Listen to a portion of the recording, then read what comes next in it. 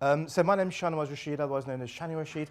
The last time I gave a talk in here, I was an RSO 10 years ago, it must have been. So it's all changed now, and I live up the road in Harrow on the Hill, but I drive past here every day to go to the Marsden, which is quite funny. But in parallel to my colorectal life, I've also had a parallel world looking at global health. So I've been the medical director of Humanity First, I think for about 17 years now, something like that. And my first experience of disaster management was by accident walking into the Mozambique Civil War, as one does, in 1993. And I ended up in a camp there where children were coming in with arms chopped off, legs chopped off, and it was one of the most traumatic scenes you can imagine. But what it made me realize was we have to do something to help people who are in need. And so I'm quite a simple soul, I really am. And for me, I just want to help people, and it's as simple as that, it really is. And people say, how can you do robotic, hardcore, £2.5 million operations as well as doing all of this sort of stuff? For me, it's exactly the same thing. Maybe naively, maybe not, but I do think it's the most beautiful thing in the world for one person to help another person. And I still feel the same way now that I felt 25 years ago or whatever, and I still maintain that same passion for humanity and helping people. And I think that we have to remind ourselves why we do this kind of work. The problem with medicine is that over the years, as you get older and older, you lose your sense of humanity. That's what happens, that's the natural state. When I speak to my junior staff, I say to them, in 10 years' time, you're going to have lost touch with your own self. And I remind them to look back and see what your 18-year-old self would think of you now. It's a really, really good little thing, because all that cynicism and all that sort of self-importance that comes with the job that we do, we have to fight against that. Otherwise, you become someone that you don't actually like.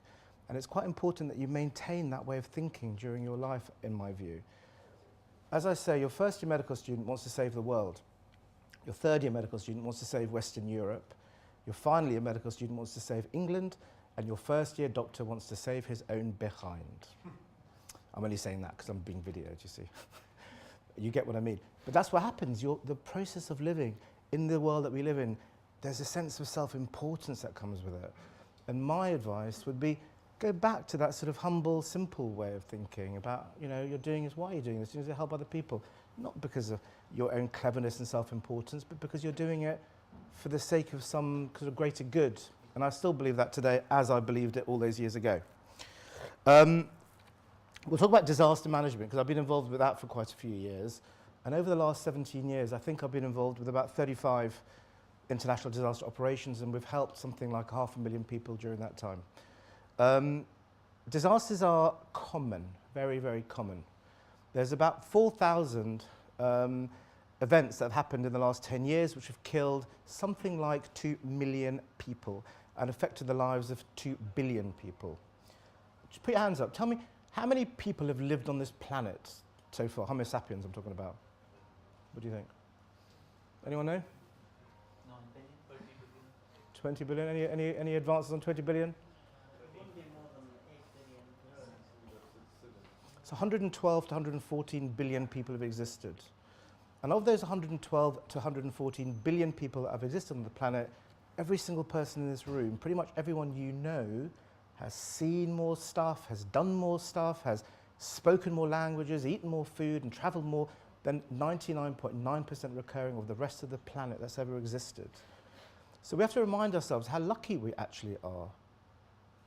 What have we got? We've got electricity, we've got water. Most places in the world have got none of that stuff, even today, even today. So we have to sort of recognize how lucky we are in the lives that we live. I know that sounds a little bit twee, but it's actually true. It makes us rethink ourselves, makes us realize that the things that we have are special, are really, really special. Those earthquakes and tsunamis and hurricanes have affected 2 billion people in the world, 2/7 of the world population.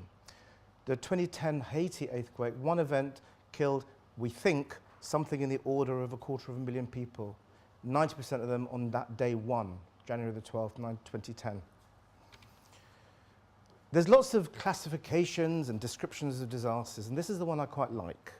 This defines a disaster as a serious disruption of the functioning of a community or a society involving widespread human, material, economic and environmental losses and impacts and it's the second half of this is key to understanding what we're talking about, which exceed the ability of the affected community or society to cope using its own resources. So it's not about the event itself, it's about the vulnerability of the population affected. That's actually really important. Different events do different things. So an earthquake, for example, it might kill a lot of people, but it might maim a lot of people. Buildings falling down on people's heads, injuries, fractures, all that sort of thing. Tsunamis are generally a bit more binary. Either it gets you or it doesn't. On the edge of where this wave comes in, we're talking about 20, 25-foot waves coming in. Then on the interface of wave versus land, you get waterborne diseases. But if it hits you, if you're on the coast of a tsunami, you ain't going to survive that. It's not going to happen. So it's about the secondary effects of these things that are important. But not only are we looking at the direct effect on people and their homes and their bodies, also what is the ability to react to that thing?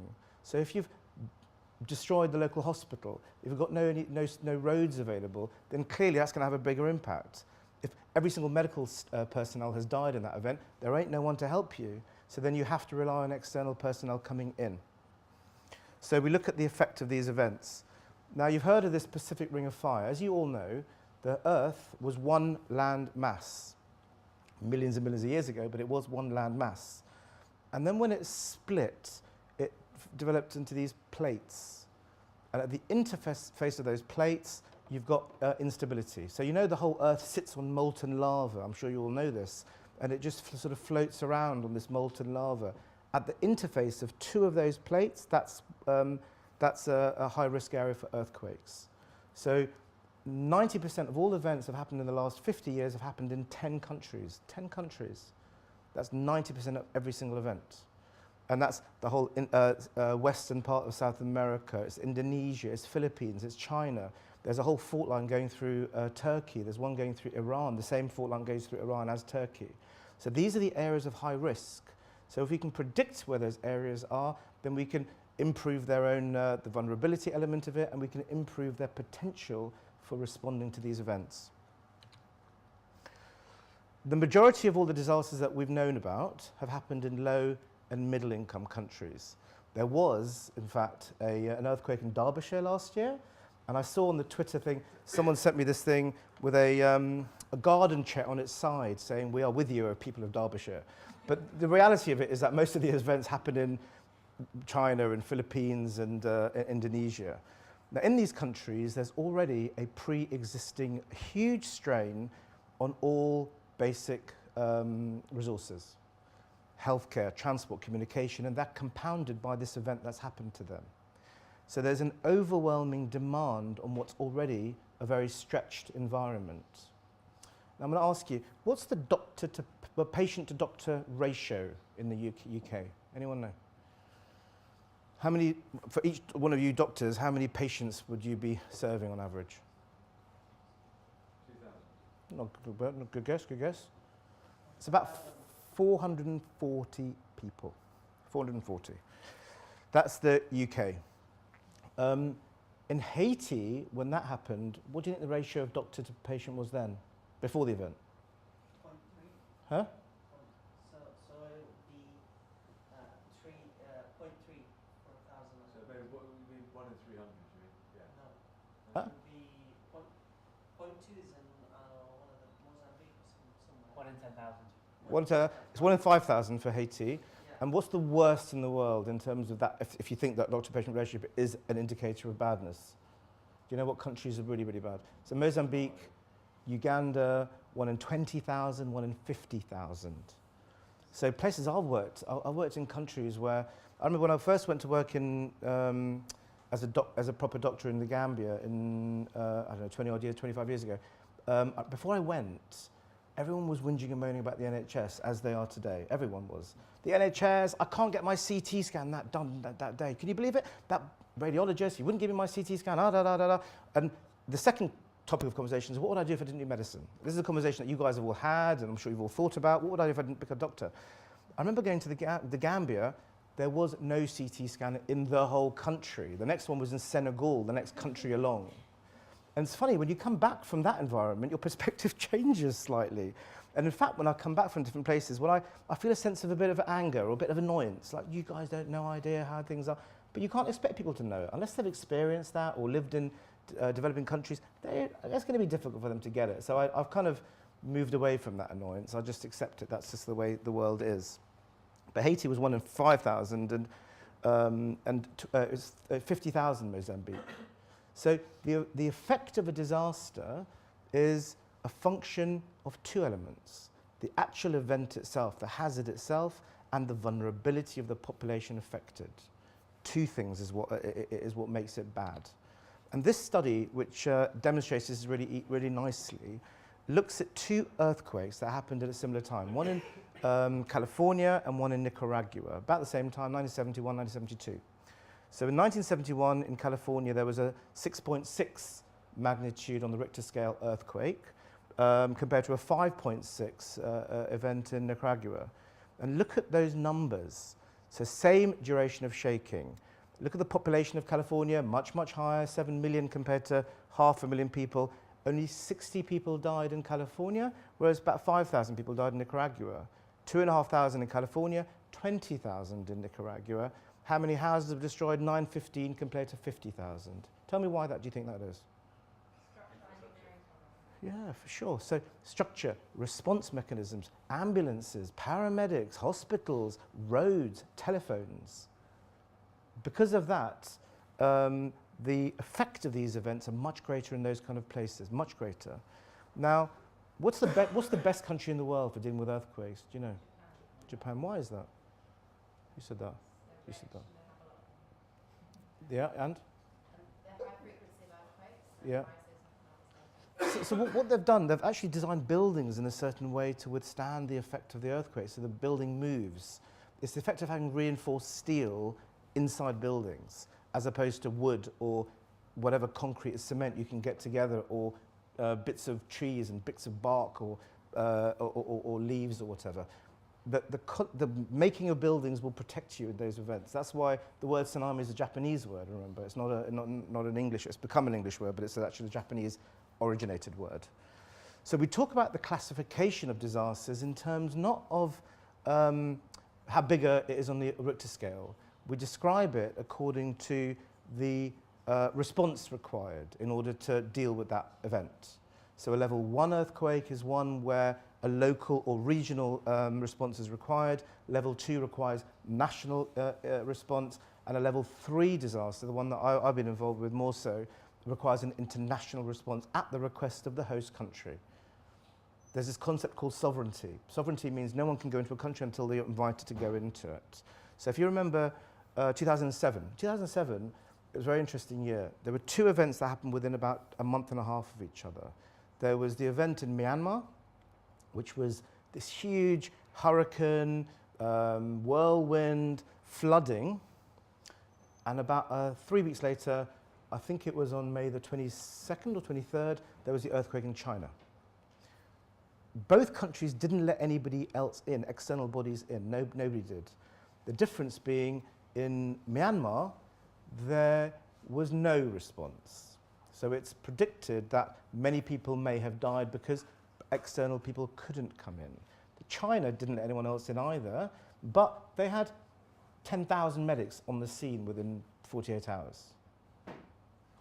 And so who responds to it is very important. Remember all those Hurricane Katrinas and Ritas and all that sort of stuff? The American ones and the North American, Canadian ones, they have got their own internal systems. The Americans have got FEMA, the Disaster Management Agency. They don't need external help. If some event happened in the UK like it does every year in the floods and things, we don't need external help. We can manage it internally. We don't need to recruit help from elsewhere. So you can see the effect of it. It's not about what happens, it's about how you can deal with it, how you can manage it. So before I give these talks, and I've given these talks quite a lot of times, as you can imagine, but the day before I give a talk, I'll look on the GDAX website. The GDAX website is the Global Disaster Assessment Coordination System. It's run jointly between the European Union and the UN. And look, these events, this is like one bit of the whole website. This has happened in the last 5 days, these events, 5 days. So there's an earthquake happening in South Georgia, in Greece, in New Zealand, Central East Pacific, Chile, Indonesia, I put that one on extra because that was the big earthquake we had recently, the one 7.7 earthquake with numerous aftershocks that's happened since that time.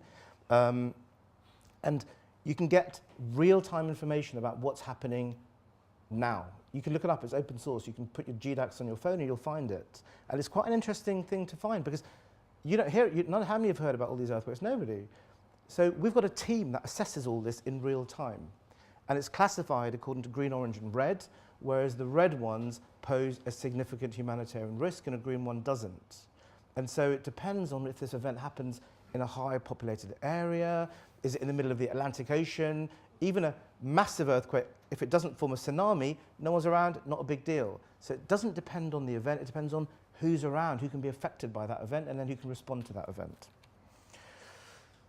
The two sort of commonest ways, you've heard of the top one, you haven't heard of the bottom one. The Richter scale is a logarithmic scale, which means 0.1 greater is 10 times bigger, logarithmic scale.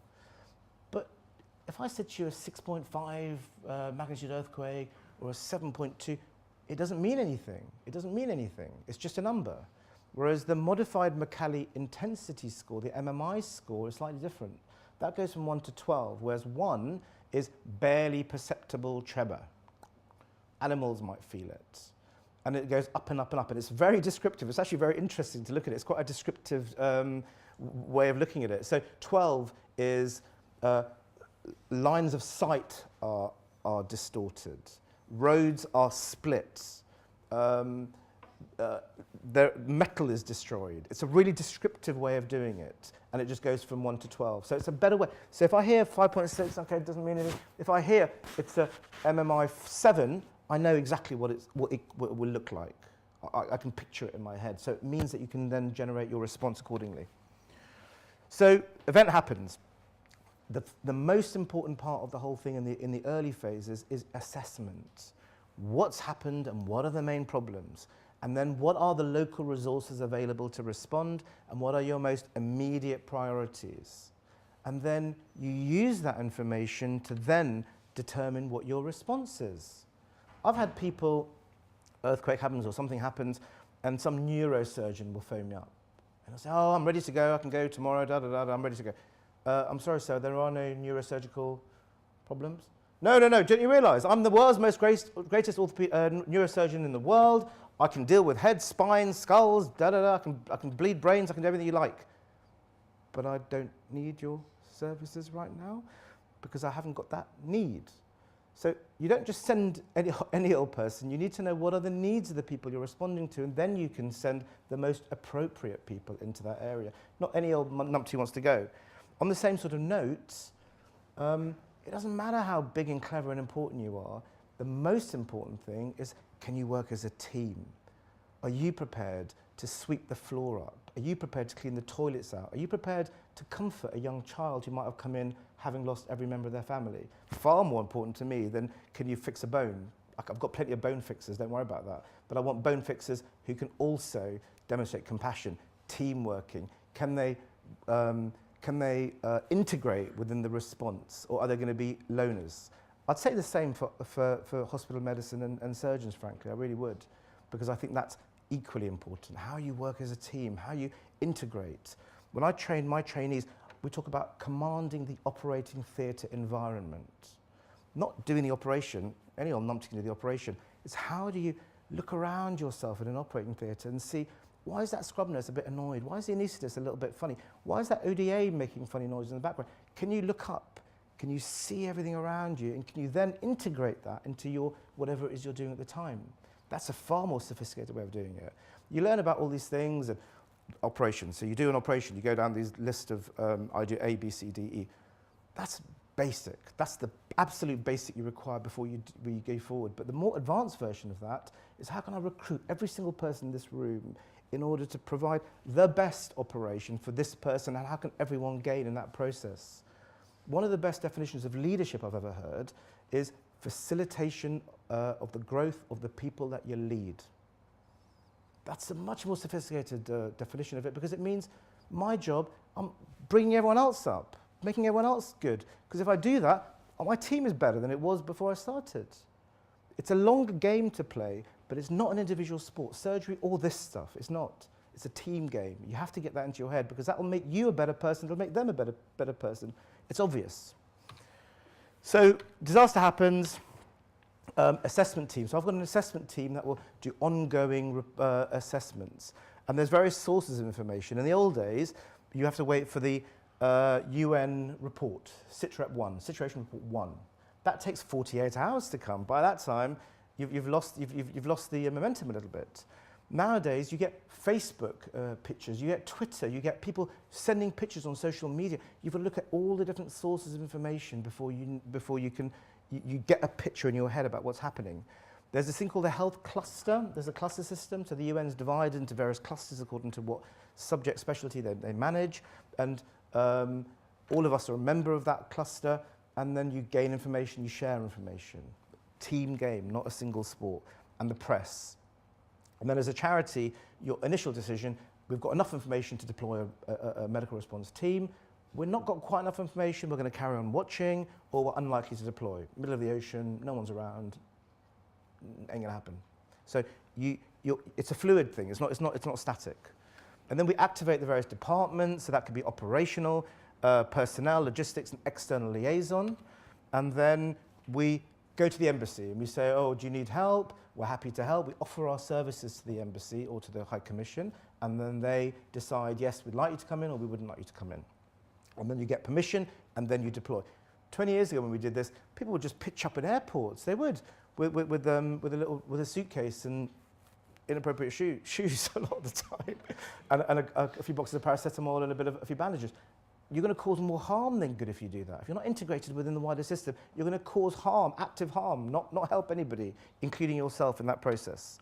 And then once we get the approval of our charity board, we inform the Foreign Office, we inform the health cluster meeting, and then we register within the UN OSOC, the coordination body of the UN, to say we're deploying a team.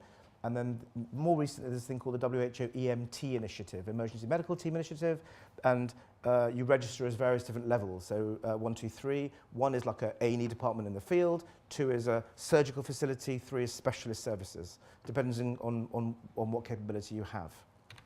And then you deploy a team. It might be a team from the UK, it might be one from Canada, one from France, one from Germany, one from America, depending on what your need is. So you design your response according to your need. So the standard sort of team looks a bit like this. You've got a team leader. You have to have some system of leadership within your team. You have to have that.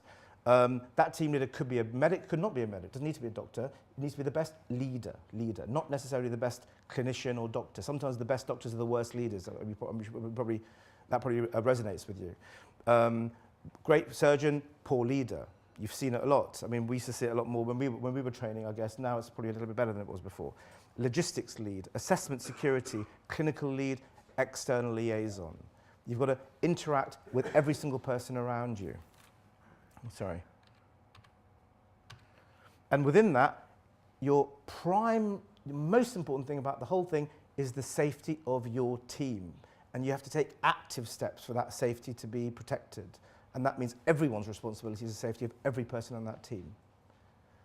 If one person disappears and goes out, the whole mission is compromised. The whole operation is null and void until that person is found. So there's quite strict rules about how you behave in that environment in order to ensure the safety of every single person in that team.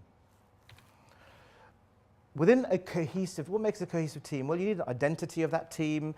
You need role flexibility, the neurosurgeon sweeping the floor, the plastic surgeon caring for a child who might have lost their family, the colorectal surgeon able to attend a UN cluster meeting to represent them, the ability to interact with different levels of people. Remember, you're not just doctors, you're doctors with nurses, with paramedics, with fire service people, not to have a sense of, look how important I am, I'm the greatest surgeon in the world, attitude to all of this stuff.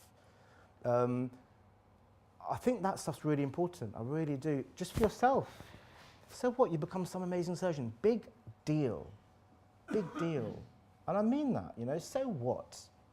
You know, the people who really, the brave ones, They might have lost family, they might have lost limbs, they might have lost all sorts of things, and you swan in there with your coolness. Really?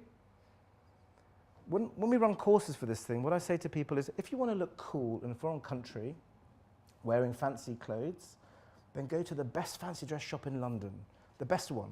Get the best, most fanciest, flashiest kit you can find. Get a really cool walkie-talkie, and then go to some beach in Spain and knock yourself out. This isn't the place for ego, it really isn't. What I advise people is leave your ego at the door, because it's your ego that's going to be your biggest challenge. It's the challenge of everyone in that environment. The looking cool in that environment, that's not what we're doing it for. We're doing it to help people who are in desperate need of help. That's why we're doing it. Not because of some, look how cool I am. Wrong field, wrong thing to do. So this is a paradigm shift in how we're doing things. We're moving from one patient to multiple patients. The ability to prioritize, triage. So sometimes when the SHOs, they say, oh my God, Mr. Rashid, you don't know how busy I am. I've got 6 in A&E waiting. Six people. Can you believe it, Mr. Rashid? 6. Okay, all right. We'll crack on then, you know. Start with one and see how you go and prioritize how you are and do your best, you know. I've had 5,000 people waiting in queues halfway around a mountain to be treated in the middle of absolutely nowhere. So, you know, it's your perspective, isn't it? It's your perspective. But it's worth having a look at how you manage your time, because actually it can always be better, always can be better. You know, we all do that. I do that still now. But you know what? Let's become more efficient. Let's become more productive in the time that we have available to us. And then there's situational awareness. What's happening? How do we generate that shared knowledge so we can actually have a good response and do something effective? And you're working in an austere environment. You're not working with walled oxygen anymore. And you're not curing a disaster. You ain't going to make it better. You might make it a bit better, but you ain't going to bring back the people who've lost their family members. You aren't. So for those people, they'll remember this as the day they lost their mum. And so you going in there thinking that you're going to make it all better and sort it all out, you're going to be left with a sense of guilt, of sadness, and frustration. You'll do that anyway. That's the result of how you are when you're in this environment. You always are. The day you leave, you're leaving a disaster that looks pretty much similar to what you arrived in. You're not made it better, really. You made it a bit better. You helped a few people, but you haven't resolved the whole complexity of the disaster in any way at all. And I would advise that you maintain your humanity during that time, all the time, because it's not easy. It's not easy. So when you're deploying a team, you determine your strategic aims. You have an initial plan, which will be fluid and will change depending on what information is coming in. You say, where are we going to go roughly? You have to determine entrance and exit strategy. Exit strategy means 2 things. One thing, it means as an operation, how long are you planning to be in that region? And secondarily, if something bad happens, how do you get out quickly? So there's 2 elements of what exit strategy means. Are you going to send one team or multiple teams? And how do you assess your security, your personnel, your equipment, your supplies? And how do you liaise externally? Because even though you think you're just one thing, before you know it, there's numerous people coming in. Agencies, people. When we arrived in Haiti on day 2, there were 12 agencies on the ground. Within 1 week, there was 100. Within a month, there was 1,000. That's the kind of nature of how this thing is. So different points of a disaster do different things. Your first need is your search and rescue need. Stabilize the problem. Might be managing significant trauma to begin with. Public health is throughout the whole lot. The clean water, clean food element of it is going to be the thing that kills people the most, rather than your fractured legs and your fractured heads. Remember that. As you go further away from point 0 of a disaster actually happening, you will have ongoing trauma needs. You'll have people who have been managed with a plaster or whatever, and they'll have some secondary infections happening. Your communicable diseases start becoming more relevant, cholera, typhoid, etc., etc. The first in WHO, the top of the list, is measles vaccination, because that kills a lot of people when you gather in small areas. And as you get further along, you're rehabilitating. You're getting to the point where you think you might be able to leave as a disaster operation. So when we plan for initial 6 weeks, and then long-term projects happen after 6 weeks. That's a broad, figure. It changes according to the actual event itself. So just quickly, a few events. 2004 tsunami, it killed something like 250,000 people. I make up these numbers because there are no censuses. It's not like as though we know these people who, they're not listed on some population census in a lot of places, they're estimates of people. This is what a tsunami looks like, 25 foot. So if you're on that beach, you ain't gonna survive that episode, you're not. And this is what happens in these massive tsunami type events. This was a satellite picture taken on the peninsula of Banda Aceh, Indonesia, Sumatra, 2004, December 16th. This is a couple of weeks before that Boxing Day tsunami. This is afterwards. And this is where people were living lives. Children, adults, homes, farms, schools, completely devastated. The only standing buildings that we were seeing were ones that were reinforced with concrete. So this is a mosque in an area that looked like a apocalyptic site that you can not imagine. There were bodies floating around in the little pools of water around. This is a picture taken of 9 children of a wall that's as big as this whole wall from here to the back on the side of a school. And underneath that said the word, Achin word, Dakari, meaning missing. For missing, read dead, because that school was on the edge of was close to the coast. So there were parents coming in from further inland looking for their children who we knew would never be seen again. So when I say you ain't going to cure the disaster, you're not even going to touch some of this stuff. Many of you might have children. Imagine the thought of losing your children in some of these events. Some guy coming from England saying how, we're going to help you. It won't even touch you. It won't even come near your level of grief. It won't, realistically. Pakistan earthquake 2005. This was an earthquake in the middle of a war zone. Pakistan and India have been disputing Kashmir for the previous 50 years, remember. So of the 80,000 people killed, about 45,000 were soldiers. So when we went in these areas on day 3 into northern Kashmir, up the Himalayan mountains, little villages you'd see spattered around in the distance of severe traumatic injuries in the middle of nowhere. This is a sort of helicopter picture taken of flattened houses. Imagine you were in one of those houses and the house collapsed on you. And you're expecting this sort of thing, A&E, ambulances, walled oxygen. You're not going to find it. You're going to have to take it all with you. Whatever you want, you're going to have to take with you, because this stuff doesn't exist in the places that you're going to go. And so at one point, we were managing 20 of these American Chinook helicopters arriving and leaving every day. And at most, we were seeing something like 10,000 patients a day, something like that, in quite wide teams.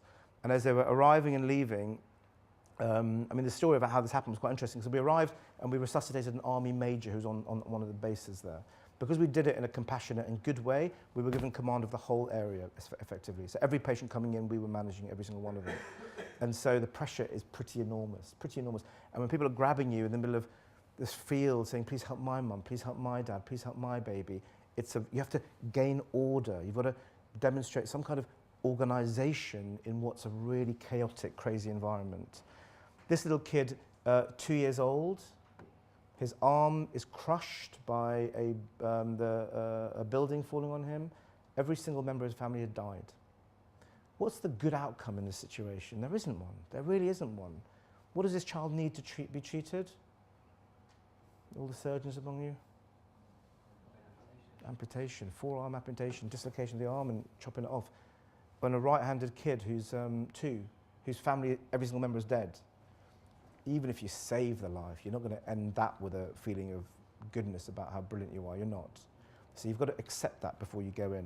Haiti earthquake 2010. Again, like I said, 250,000 people probably died in Port-au-Prince in the sort of capital area where this was an MMI 12, the highest you can have on an earthquake scale, as it were. And the road was literally cut into 2 in different places, literally cut into 2. There were people coming in with all sorts of injuries, forearm injuries, dislocated fractures, open injuries, open fractures, all sorts of different things. The irony of standardization in these environments is that if you walked in one direction for this injury, your leg would be chopped off by somebody. If you walked in that direction, you might get reconstruction, you might get external fixation, you might get plastic surgical, and you might be able to walk again. So it's easy to think, oh, I can do an amputation, so I'll do an amputation. But there ought to be standardization of delivery of these services in these environments. I think that's really, really important. There's some people walking around with no legs who someone could have fixed, arguably. So initially we set up these sort of orange tents in the middle of Port-au-Prince. And remember, what would you do if your family couldn't have food anymore? you become a target. You become a target because you've got medical supplies, you've got food, you've got water, you've got all the things that they need. What would you do if your baby hadn't had milk for 2 days? What would you be prepared to do? Think about it. So you've got to protect yourself in that complicated environment. You've got to protect yourself. So your security, your safety. We had UN security detail with us. We're not into guns and taking guns. We think that you can become a target like that. Some people across the pond might not feel the same way. So in disaster response, there's repeated themes that we've seen from previous operations and areas for improvement. And these 4 words come up again and again and again. Lack of coordination, poor collaboration, inadequate communication, and poor training. Why are these things important? Because these things have a direct impact on your effectiveness. That's why these are the things that we should be concentrating as a global body, I mean, I would argue that a lot of money is wasted in disaster response. It really is. If everyone got together and you didn't have all these different people doing different things, you'd actually be able to save a lot of that money and you could become much more effective. So I would argue what you'd need is a global sort of framework for the response to disasters that everyone's involved with. It's not based on what badge you've got on and what colour clothes you've got on. We're all in it together. I mean, my personal feeling is that you've got 5 basic human rights that we should all be open to: food, water, shelter, healthcare, and education. Those 5 things, I think, as a global body, we should all agree we should do whatever it takes to make that happen for everybody. Leadership is really important. You'll face situations where your actions will have a significant impact on what happens. So effective leadership requires people to have an honest understanding of who they are, fundamentally, and then what they can do. And the leader is the leader only if people make a conscious decision to follow them. Remember, one of the most important things of leadership is emotional intelligence. The 2 most important features of that, and if you take away nothing else from my talk, take away this thing. The 2 most important things: self-awareness, self-regulation. Who am I? How do my actions affect you? How do I alter my actions to make it a more positive interaction? If everyone did that in healthcare across the world would be a better place. Trust me, it really would. How many times have you seen arguments in hospitals? No, I'm more clever than you. I'm bigger than you. I'm clever than you. I'm right, you're wrong. What's the best way to do that? Stand back. Let them spout off themselves. Let them tell you how important they are. Let them tell you how clever they are, how big they are. In the end, they'll usually walk off an emotional cliff and they'll shout at you and they'll realise, I've just shouted at this person for no reason. A far more sophisticated way: let them shout, let them shout, let them shout. Don't shout back. You can diffuse a situation by actually being calm in response to their annoyance or anger. Always can. So training, we need evidence-based standardised training in order to offer the best delivery of care to people affected by disasters. We have to understand the context of the problem and the limitations of any response mechanism. We've got to look at safety, we've got to look at security, and we've got to look at various different tools to do that. Lectures, exercises, innovative tools.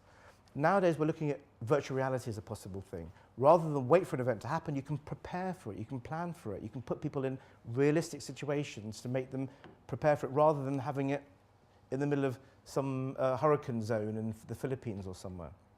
Rather than have this, you can virtually create that world. So you can test people, you can address people, you can work how to work as a team in a better way. The UN cluster system was developed in 2005, and it basically looks at different areas of response. So there's the food one, led by the World Food Programme, the health one, led by the WHO, there's the UNHCR for refugees, etc. There's different bodies that do that. And it allows for agreed objectives, accountability, and field-level coordination, in theory. But these are the sort of sectors, and these are the sort of way of working. And there's actually a body, the IASC, which coordinates all of those things together, again, in theory. So the WHO AMT, I said before, 3 levels of care: A&E, outpatient care, inpatient surgical care, and then specialised services, EMT 1, 2, and 3. And this has only really been trialled in the last 2 or 3 years, really. And I think it's something that will be the right way to do it. This is how NASA control room looks. This is 4 or 5 people in a spaceship, billions upon billions of dollars in the coordination of how do we do this thing, how do we respond, how do we manage, how do we deal with it. This is the control room at Nepal. This is the Nepal earthquake. They were looking for a map to put on the wall at that time. Everyone's got their own agenda. Everyone's got their own angle. Everyone's like, I'm this, I'm that, I'm really important, I'm so and so. Really? Let it go. Let your ego go and your life becomes better, in my view. So maybe we should move towards something like this. Maybe we can have shared information. Maybe we can have web platforms that information gets shared among everybody. So everyone doesn't have to do their own assessment, their own logistical planning, their own organisation. They can all come together to work better. So what's the future? Future, I think we have to really look at high-level research and development. We've got to really empower the local countries to be able to respond themselves. You've seen all those guys in the orange suits that dig out people from buildings and stuff. By the time they've got there, it's too late. Even if they get there 24 hours later, 99.9% of all people taken out of buildings is done by family members. If your mum or dad or brother or sister or child was in a building over there that had been crushed, you'd do what you could. You'd rubble around in it. You'd try and get whatever you could out of it. That's what you would do. That's what happens. So can't we prepare the host countries in a better way to make them better? How can we plan contingencies? Earthquake in Indonesia or hurricane in Philippines or anything really, how can we plan that? How can we operationally plan that together? How can we interact in a more positive way together? Maybe operational exercises, maybe virtual reality, maybe simulation. But I believe, like I said, an operational framework is what we need. When I tell people this, they can't believe it. So you have a cardiac arrest on the street, airway, breathing, circulation. You have a traumatic injury, ATLS, all kicks in, we all know what we're doing. If you have a multiple car crash on the M1 or something, there's the major incident planning system that we put into place that everyone knows about. There is no such thing for an international disaster. It doesn't exist.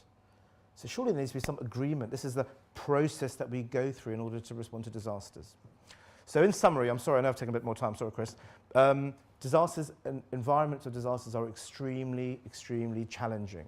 The effects are magnified by previous underlying problems, logistics, communication, roads, healthcare systems. The aims of what you think you're going to achieve are unachievable, in totality at least. You're not going to cure the disaster, you're not going to make it better. But you can generate some structure out of the chaos that you're seeing. And in my view, you can make a huge difference, both to individuals and to communities. Why do I do this? Well, for the people like this. For people like this, who might have lost things beyond of what we can understand, family members, livelihoods, homes, children, parents, family. At least we can do something to help them. This woman, Sri Lanka, that's her sister. That's her arm of her sister lying on the ground next to her. It's puffy because it's taken in so much water, osmosis, and all she's left with is a puffy, dead sister. So we're not going to bring her back, but maybe we can do something in order to comfort her, to be there for her, to help her in some small way. You're not going to make it cured, but you might make it a little bit better. Thank you very much.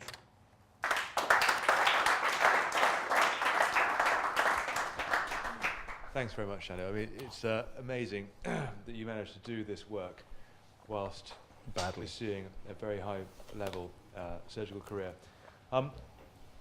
First, from me, it sounds like you've got a little egotist trying to come to help you in your organisation. Is that? Do you think that might be a feature of people who? I mean, in all seriousness, do you have to turn people away because you think they've got personality problems? Yeah. Mm. Yeah. I mean, the thing is, a lot of this stuff attracts that kind of person that, again, wants to look cool in those environments. I think surgery attracts a little bit people like that to some degree. Yeah. Obviously, present company excluded. Absolutely. But I think it's worth looking at oneself, you know. I mean, I think about this hypothetical situation about some guy who's delivering food, trucks of food into starving children.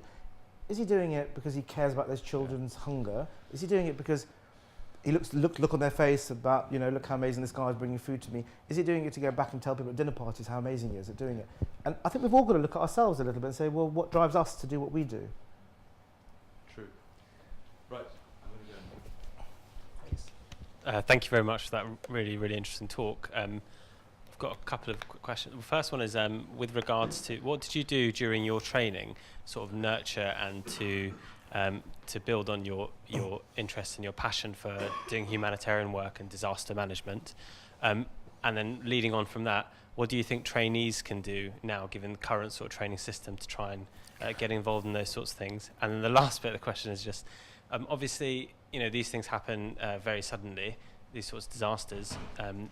Are your colleagues really supportive when you need to leave at fairly short notice, and how do you go about managing that, keeping an NHS substantive post and yet, being involved in disaster management and humanitarian work? All of it's very difficult, it is.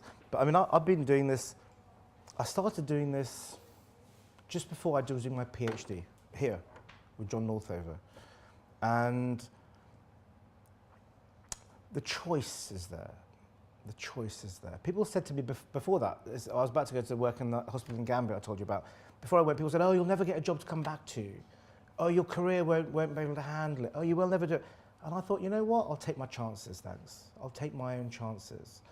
And so I've done it in parallel because I believe it's the right thing to do. Yeah, of course your career is important. You're not going to ditch it. You're not going to ditch it. But you can do it in parallel. You can, especially when you're younger. Now it's much more difficult for me now. Now I'm taking less of an operational role because I don't think I can fly off in the middle of it, and I've got my operating list next week and I can't get Paris to cover me because he's got other things to do. I can't do that. So now's the time to do it as trainees, really. It's the better time to do it. When you're going for your interviews for your consultant jobs, are you a registrar? Interviews, and they say, what management experience have you had? And you say, oh, I've done that course in management, and I've done this, and I've led the MDT a few times, and I've done, I organised the rota as well. I've been the rota coordinator. And I'm sitting there saying I've managed 35 international disaster operations and treated millions of people. You know what? It helps you. It makes you, I've never even put it on my CV for years, and then my old professor said to me, what are you talking about? This is part of you have to put it on your CV. I never did it for my CV. I couldn't care less about that. I didn't. But as it happens, my CV looked 100 times better than everyone else of my level, 100 times better, because I've done all this other stuff. And I can put that into my own practice. My clinical work has helped this work, and that work has helped my clinical work. They've gone hand in hand. I've become a better doctor, a better person because of it. And so don't take all that stuff about, oh no, you can't do it. Of course you can do it. You can leave for a year, you can come back, you'll be more employable afterwards, not less. Yeah. Huge respect for the stuff that you do, Sharon. Just a question in terms of how would you go about getting involved with this in terms of somebody at our level? I presume there's a degree of training and preparation required before you can say, I want to go off tomorrow.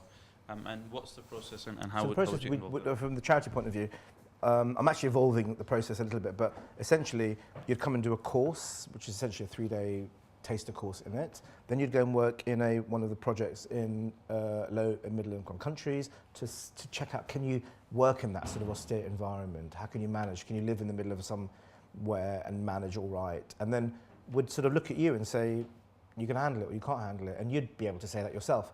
And then you wouldn't go on the first team for a disaster. Disaster happens now, you're not going to go in 48 hours. You'll go on the 3rd trip or the 4th trip on a disaster, 6 weeks down the line. And then as you demonstrate, you're learning more experience and you'll demonstrate you can do the job a little bit better, then you move upwards to the team 1, team 2. That's how it works. What psychological support do you give your team, I guess, pre and post management of disaster? There's this concept called the TRIM process. It's what paramedics do, it's what firemen do. The main bit of it is you talk to each other before you go, you prepare it, you're friends with the people that you go with, and if you don't know them, you become friends with them very quickly. So every evening you'll have a debrief, you'll sit down, you'll talk with the team, you'll go through difficult scenarios and what you've gone through. That's the best protection against post-traumatic stress there is. Then you'll come back and you'll have a hot debrief, you'll have cold debriefs, and our personnel teams are getting in touch with people regularly. If you counsel people, every single person, you increase the rate of PTSD, post-traumatic stress disorder, not decrease it. So it's about picking up when people are having problems. People are not eating, people are not going to work, people are having relationship problems. You pick it up by regular communication. But you know what, even now I have issues now, and I look back on things that I've done, and situations I've been in, and I get thoughts about, did I do the right thing, And I think that reflectiveness is very helpful, very important, but you have to end up putting it in its place. And all you can say is, I did my best.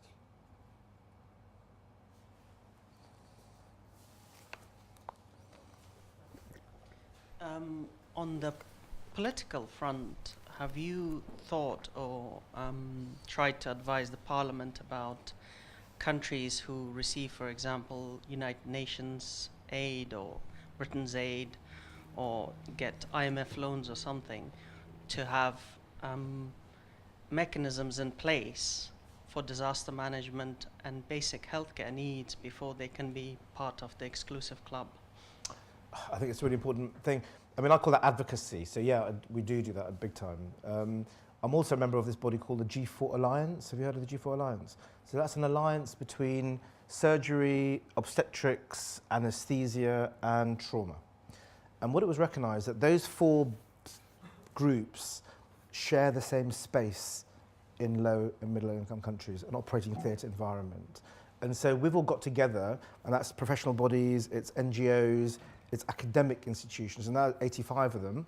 And as a result of some of that work, that's mainly Geneva, you know, all the advocacy stuff, we've got a resolution passed at the United Nations General Assembly, which promotes those areas in their country, signed by, I think, 180 ministers of health. So that's the first step for that sort of improving your local infrastructure. It's a massive thing, you know, and you know, what I've realised is that, you know what, I'm going to die, there'll still be these things happening. But at least I can say I did whatever I could during that time. So I'm not going to make it all better, I'm not. But you can build the infrastructure so that maybe the messaging will go across, and over a period of time, it'll get better than it was. That's all you can do, right? Well, in 50 years' time, I think, you know, when somebody who does your work and they become, and they get the leadership role, they will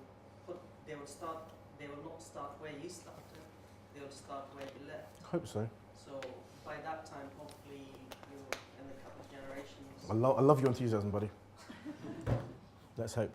Great. Well, that's a good point to finish on. Thank you very much. Thanks very much.